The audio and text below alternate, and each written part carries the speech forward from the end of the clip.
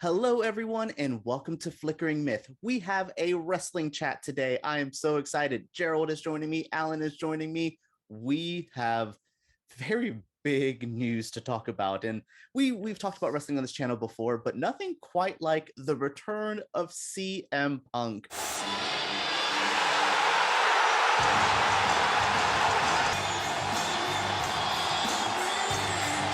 This is mainstream news. How do you guys feel about all of this? I am way more excited than I thought I'd be. Punk was the thing that kept me into wrestling. When me and my buddy started watching again. We were like, okay, well, this is it was we kind of started watching on a lark because we started playing the games again, and then we were like, let's see where it is now, and then we were like, well, it's dog shit, but let's watch a few pay-per-views and we watch the TV. We didn't do anything else. We worked like piece of shit part-time jobs. So Monday nights we'd watch Raw, and then the pipe bomb happened, and then we were like, oh shit, this can still be good. This can still be good. And then we spent that through the Money in the Bank 2011, which was incredible. It was an incredible run for Punk. Even once he had the belt on him. Then he lost to Kevin Nash in a match randomly. It just as you should. as one does in a ladder match with Kevin Nash. The only thing that his run was notable for was being as long as it was because it sucked. Absolutely, because there's that asterisk too where he lost it and then got it back. Punk's run was odd. There are some people that I do believe in wrestling that chase better than hold a belt. Like Kenny Omega to me is a chaser of a belt. I like the belt collector guy he's doing now, but I've always loved, I'm fiending, I need this to get this. But yeah, Gerald, what did you feel about all of this insanity? It was definitely a moment to watch. I love, I'll be honest, I was out of wrestling by the time Punk was big. I didn't get back into it until I was channel surfing one night and saw some weird redneck Devil's Rejects stable happening. And the Wyatt family pulled me back in. I would imagine. Yeah. But right around that time, I also started hanging out with Alan and another friend of ours, and we were doing pay-per-views at that point. So I missed the Punk stuff and kind of caught that in retrospect. Obviously, I really liked it because I bought a shirt. But but to me, and we'll get more into it, I'm sure, this signifies so much more than just a dude coming to wrestle. Yeah, this is one of the most loaded things in a while. I compare it to, just because I'm a fan of it, seeing Punk return for me the same year I saw Snyder's Justice League, where they're like, this will never happen, this is a weird thing, but it was also a big shift of that was a studio doing something bold. And there was these weird moments that we've seen this year for pop culture that I'm like, I've never thought I would see this. I never thought I would see a video later on that was posted with him, Punk with a jersey of him saying, hi, I'm AEW wrestler. He said wrestler as well, CM Punk. And I'm like, those words just came out of his mouth. I would also note, I did not believe he was there until he stepped on that stage. That music hit, and I was waiting for MJF to come heal it up and be like, oh, were you guys expecting somebody else? I like the song. I love Punk in so many ways. I don't trust him, and I didn't trust him. I think he made me feel much better in his big promo as well. Sometimes he likes to troll. Sometimes he is a grumpy old man, even when he wasn't an old man. So I'm always nervous with him, but he seems so different here. He sent that promo he did, the opening moment, it just felt so light and energy. And I know you touched on it, Gerald. It felt like a true shift in wrestling. This reminded me of when I remember seeing Moxley show up in AEW that first time and being like, oh, that's a pretty big person who's relevant right now. That's kind of crazy. It was as Moxley calls them, little paradigm shifts. I do like them, and this is a big moment. Now, what did you think of the pop? I guess that's the biggest thing. What did you think of that pop when he came out? Was that a feel-good moment? Yeah, but also entirely expected. Yeah. The true test is outside of Chicago. I'm nervous they go to Milwaukee next week and people are like, Okay, he's not gonna get what he got. Yeah. I mean, he wouldn't have gotten that anywhere else under any other circumstances other than coming back to wrestling for the first time in 7 years and doing it in Chicago. Like, that's a very specific thing. But no, I think the fanfare will remain as CM Punk chants have showed up at every wrestling event for the past 10 years. Yeah, it was so nice to hear them in context that wasn't completely grating. I would go to the NXT shows, prime NXT, like 2012, really good 14. Those were good eras for that brand. And CM Punk chants would get there when people were bored. And now it was just good to hear this week coming up with Punk in a positive way. And I love that he addressed it as well and just was like, I hear you. He apologized. I don't think he needed to. If you wanted to leave the business and be grumpy and do it how you want, you have a choice. I think we should also let artists sometimes walk away if they want to. I think we should allow artists to do that. And I'm glad he did that. Yeah, I mean, I never begrudged him walking away. And I hope nobody, I mean, I know some people did, but if he did, like, that's weird. But I did like that he contextualized it. I did like that he was like, look, I love this and I loved you guys, but I couldn't do that anymore. And I think without saying it, it was such a shot at WWE while also just being completely genuine. And that was wonderful. Well, there was that amazing moment too where he was just like, oh, I left wrestling in 2005 and period. Like, I was like, oh, there was so much there. And it was petty and there were shots at WWE, but like, out of anyone to ever throw shots at one company, I will take Punk shading them because they fired him on his wedding day. I will truly never forget those headlines of one day of like dirt sheet news was Punk released, Punk getting married. And I'm like, what is going on? So yeah, I'm like, be petty, my friend. Jared, what were you gonna say? I was gonna say that, of course, the pop was deafening. That, like you said, Alan, was to be expected. You're in Chicago. It's Punk finally coming back to what he's known for. But I do think that this is the big thing, and I don't watch, whenever they release them or whatnot. But when we're going to see the ratings for this episode, and that's going to be the true story, because yeah, of course, a sold out stadium in Chicago is going to blow the roof off. But how many people tuned in, probably for the first time ever, to any AEW programming just to watch this? Yeah. And that's going to be the true tell of the tape there. We will find out Monday, and I will either put it in like a little pin in the comments, and we'll talk about it there a little bit more. Their last week's ratings for this, which was the premiere, was 700s, like late 700s, maybe mid 700s, which they said was good for a Friday at 10, a brand new show. They were like, this isn't the worst thing ever, because right now AEW has been doing Dynamite 1 millions in the ratings. Maybe they just dropped below 1 million this last week, which is fine. I think that's good. Again, it's ratings. No one's yelling at ratings anymore. Yeah, if you're in the million neighborhood now, like that's fantastic. So no, it's good. I totally agree. I think the ratings will be, and I do think there's going to be people who tuned in for sure for the first time, and not even just to Rampage, which has only been one episode, but to this whole brand, which is also what I loved about the card around this. You could definitely tell they wanted to showcase certain people. Jungle Boy and Luchasaurus were the first match right after the Punk announcement.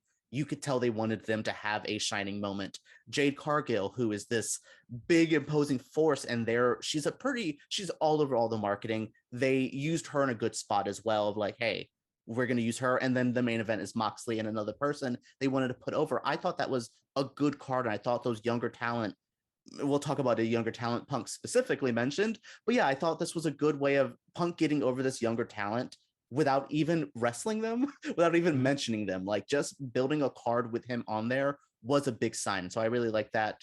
Let's talk about Punk mentioning a specific talent. Gerald, how do you feel, since you watch a little bit more regularly, how do you feel about the Darby Allin as the caller outer of Punker? So before we get to that, I just want to go back, because you said you were wanting to talk about it here as well.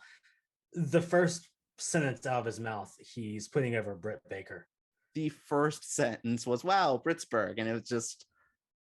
that right there told me exactly why he's here.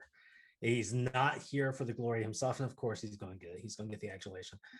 But he is here to help And I watched the media scrum after this. I spent 50 minutes watching him and Tony Khan talk. And he was talking about how he's there. He wants to keep the fire like he had when he first got into it. He wants to help others build that. And I feel like that's exactly what's happening here. He mentions, he name drops Britt Baker. And then yes, Darby Allin is his first feud, if you will. It's, got a week of a build and then the match, but still, Darby Allin's red hot right now with AEW. Of course, they put him with Sting, and it's really weird to think that this guy that no one knew before AEW can say that tag teaming with Sting is the second coolest thing he's done in his career. Well, my first favorite thing he's done is wear those new gloves with acrylics over them. Very Cruella de Vil. I don't know what he is doing right now, but it is camp. And again, AEW to me is camp. This is the few company that understands wrestling is stupid. Like, we're going to be stupid. And I'm like, please, thank you. But no, that I totally agree. I can't believe Darby. One, the beauty of what they've done with Darby is here is a feud with Cody Rhodes. Here is matches with these people. And now here is Sting as your tag team partner. And he recently had a match, Alan, you should check it out. It was on Dynamite this week where Sting wrestled. He took a table bump. Old man Sting took a table bump. A nasty table bump. I was so proud. Like, and it's just cool to see. But no, he gets to face off with Punk in a first feud. That is the biggest sign that this company loves Darby. Is that they? I will say in the scrum, Punk said this was a Tony Khan idea, which. Look, Punk is listening to the boss. This is what happens. Like, I think, Punk could have walked in and said, I want Kenny. I want this person. I want this person. But he let Tony pick who he wanted. And it was somebody Tony wanted to get over. And I love that. I think that was very respectful. Alan, what do you think about the Darby-ness of this all? I think it's a perfect match. Like, honestly, I can't imagine any other opener for Punk than that. But also, like, okay, I like that he's like, I'm coming in and I'm gonna, help. I want to help the younger generation, but like, dude, like, still has so much in him. Like, he is still like, he is top talent. Like, he kind of had his run cut off at the knees and then just wanted to leave because of some bullshit. But like, he's not the old man yet. Yeah. He's only in his early 40s. That's not super old for this, especially the wrestler. Is the wrestler who has not done drugs his entire life, whose body was a bit banged up, but not, he wasn't leaving as Mick Foley with I have no knees, no hips, no nothing. Like, so no, he's in good shape. Yeah, he still has a good run in it. So yes, it's cool that he wants to build people up and put them over. But I mean, I do certainly hope for more than that. I don't want him to do that top shot first. Like, I don't want him to go straight for the belt. That wouldn't make sense, and that would be out of Punk's character altogether as both an in-ring talent and as just a human being. So I think that this is perfect and this works. But yeah, I do eventually want to see him, grappling for the gold. And he's never, if this is the person at the time, he's never wrestled Kenny. They were two ships in the Indie Nights moving. I mean, Punk has fought Daniel Bryan. Kenny Omega has fought Daniel Bryan, who is the next rumored person to be showing up here, which for a lot of people, Punk was that one. I was a big Daniel Bryan fan of the Bryan Danielson on the Indies when he was American Dragon. So when he got to WWE, and then the yes, no thing blew up. I even liked his little tag team with Kane when that was a thing. The Team Hell No was a better thing, Brian. But again, Brian is a wrestler where he understands of like, here's the gimmick, I will work with it. I love those people. I think Punk in a way was a lot like that. Oh, you're throwing me this? I will do this because I'm an actor and I'm a good, I like to see those kind of people. And I think he is going to have a perfect person in Darby because Punk doesn't even have to do much. In Darby, he could flick and Darby will do 45 somersaults out of the ring and blow himself up because that's Darby's insanity. Like, I can't wait to see him take a GTS because I do think Punk will be winning that first match. I hope so. I agree with you, Alan. I'm nervous about Punk's positioning of if he's just here to like lay down for other people, it's like respectable, but it's like you don't have to die like that. Like, Yeah. and I do think he will have some fun here. I want to see him go for the gold. And he says he's going to do other things. I want to see him on commentary. He was great at commentary. He's always been great at commentary. Yeah, he could replace people like Jericho, who I don't really enjoy on commentary because he yells. Jericho. But yeah, I mean, yeah, I'm with you. I don't think that he's laying down in this first match. I don't think that's good for anybody. So, like, I don't think that'd be good for Darby. I don't think that'd be the good resentment for Punk. I don't think that'd towards be good Darby. For fans. There would be some anger towards Darby, I think, a little bit. Which I was nervous. God, if anyone other than Punk came out last night, that person would have just. I would have felt bad for them if it was like, let's do Daniel Bryan tonight. I'm like, oh, wrong context. I definitely see it. I hope he hits him with 2 GTSs though with Darby. I want to see stuff like that. I need him to not beat Darby a quick kind of thing, and maybe less Sting, but I can't believe in a sentence CM Punk and Sting will be facing off. Those are words like I'm wearing a Vader shirt. I'm an old 90s like WCW fan, so to hear that is coming together just so weird. Alan or Gerald, what do you feel about this whole era of Punk here? Where do you see him going, and what do you see him as his role here? I think he's going to be most what you'll see the most from him is going to be how he affects backstage. Firstly, as far as in ring, yeah, he's going to be a star. They're going to use him a lot. He's there to help promote the younger talent, not necessarily do the job for him. Good way of putting that. Good But I think you kind of made it sound like you wanted to do a little bit of fantasy Punk booking later. Maybe a little bit, yeah. So I'll tell you exactly how I would use them. But that being said, you're going to get the dream matches. You're going to get him against, Omega. You're going to get him against some of the other heavy hitters. Like one I'm excited for that we've never seen. I don't think I've ever seen them wrestle him is Pac. I love little angry Pac, man. That crazy Geordie man. Oh, love him. That's going to be a great match. Even Malachi Black. I love my Dark Satanist man. I think that what's going to really be one of the lasting things we see from this is not only are the fans that might be lapsed wrestling fans saying, "Oh, well, Punk's back. I'm gonna watch a little bit AEW," but other wrestlers are going to look at this and say, "The guy who hated the way wrestlers were treated has found a home, and he believes this is where people are being treated fairly. That's where I need to be." So I think that he is going to be instrumental in getting names you never thought you would see there, which, don't get me wrong, there's not a ton left because quite honestly, most of the big hitters are there, but you're still going to see more come in because of this. Well, there was 2 names right before that he's very good friends with, and I think this all started working together. Big Show and Mark Henry showing up I thought those men were going to be buried in WWE caskets. Like, that is how I felt it. And when they moved over, I was just like, and they're very good friends with Punk. So there's just this, and Punk has been in contact with AEW, I said, for a year and a half now. He has been talking with Khan for a year and a half. I'm just curious. So let's see. We have a little bit more time left. What do you see as the future of this? Where do you want to see your fantasy booking? Alan, go. Where do you have any? Do you have any booking, or do you just want to go with the flow? Okay. This is not something that y'all are going to say or anyone else is going to say. Him and Cody Rhodes could be phenomenal. Been good talking with you guys. Bye. As much as I that don't, could be the culmination of like this Cody Rhodes, like whatever weird like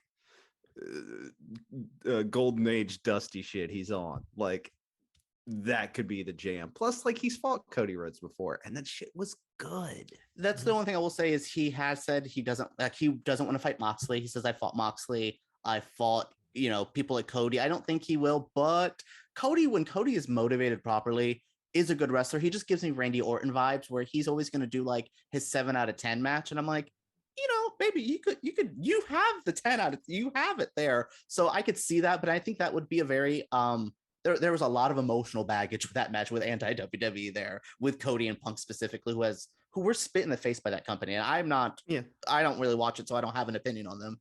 But yeah, they were pissed. Is there anyone else you would like to see? Really anybody. I mean, I don't know the roster deep enough to be like, this is my dream match, but like honestly, like Punk being in the ring is my dream match. So that is fair. What about you, Gerald? Is there something? What's your fantasy booking? So the first thing, before he turns heel, because I'm pretty sure we're going to get a heel Punk. He just works better as a heel. Yeah. Before he turns heel, he has to feud with MJF. I have to see them two go toe to toe on the mic. And then after that, even though he's God's favorite champion, Miro, I love him to death, he should carry that TNT title into oblivion.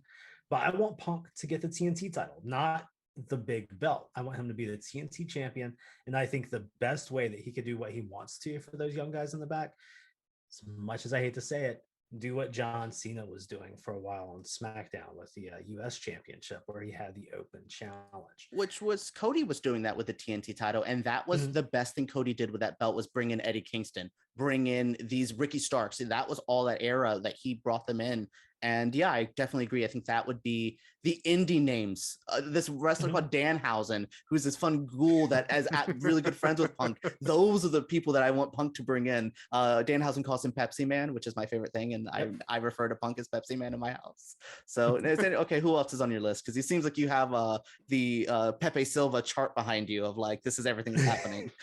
Well, those are the main two, honestly. Of course, I do want to see him in matches with, the people that he kind of mentioned, at least in the scrum, like Jungle Boy, and there's that guy, God, I can't remember his name right now, but he killed it on one of the shows last week. Dante Martin, he is a young Alan, I have to get you some stuff to show you. But you also Daniel Garcia, who just had a match with Moxley that night. I would like to see him do something with the Bucks. It's a tag team, so who do I put Punk with for a tag team? I don't know. Maybe Punk gets like Darby from Sting. Maybe they do like a joint custody battle. Now for that's going into the future for me. Oh, okay. I think if what happens, because the expectation is that they've got Brian, they're going to bring him in at the Arthur Ashe show.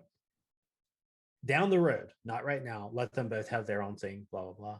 Make those two a tag team. They have great chemistry. Those CM Punk, Daniel Bryan WWE matches in about 2012, I believe it was, with AJ Lee, they were fighting over that. Amazing matches. I mean, that's when I was having to watch John Cena versus John Laurinaitis. I was into those matches instead. But being in AEW, where it's a company that sees tag teams as main events, because the Bucks, it would be interesting to see them to just be a two-man power trip again.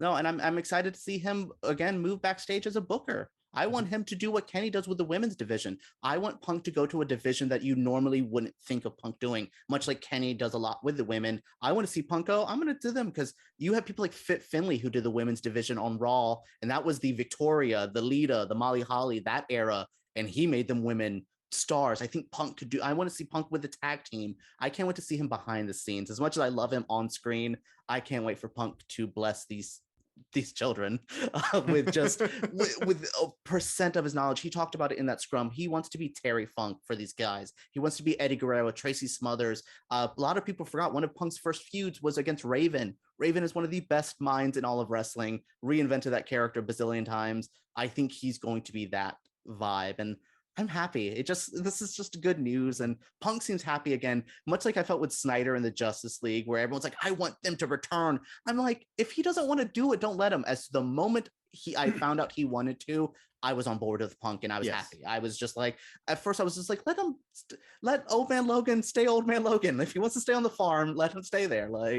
I was perfectly happy with the guy being he was that was one of my favorite things. People like, he'll come back for the money. He's like, they gave me $20 million and I barely fucking spend money at all. But he's making horror films on Shudder right now. He doesn't care about money.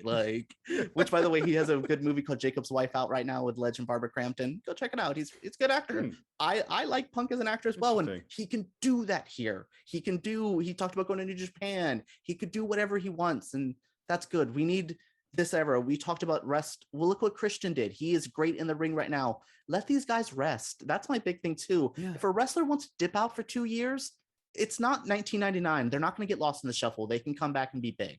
I want to see exactly. I want to see these guys healthy and happy, and I think AEW will allow that. I mean, look at Moxley. He has a baby, and basically they just let Moxley now come whenever he wants. Like, they're just like, oh, do you want to come back and do something? You can. We have a week for you. I don't need these guys killing themselves for this carny shit. Like, let them live. Let them live and be healthy.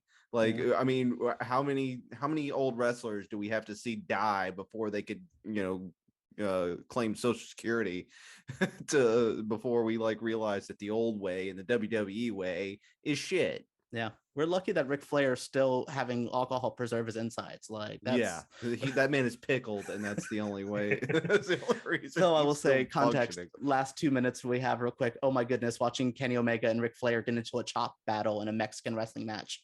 Crazy. I have to show you that clip, Alan. That was my childhood of me loving Flair and Kenny Omega facing off. I'm like, what the hell is happening?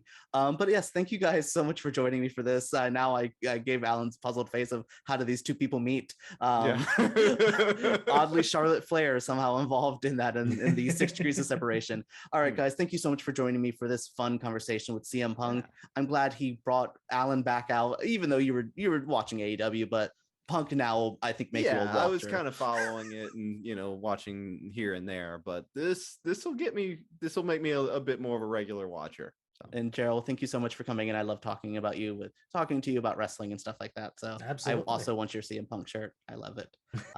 All right, thank you guys. Comment down below. What do you think of CM Punk's return? Are you happy to see him in AEW? Are you like not an AEW fan, but this brought you in? Comment down below. Subscribe to our channel and give us a thumbs up. All right, guys, thank you so much for joining me.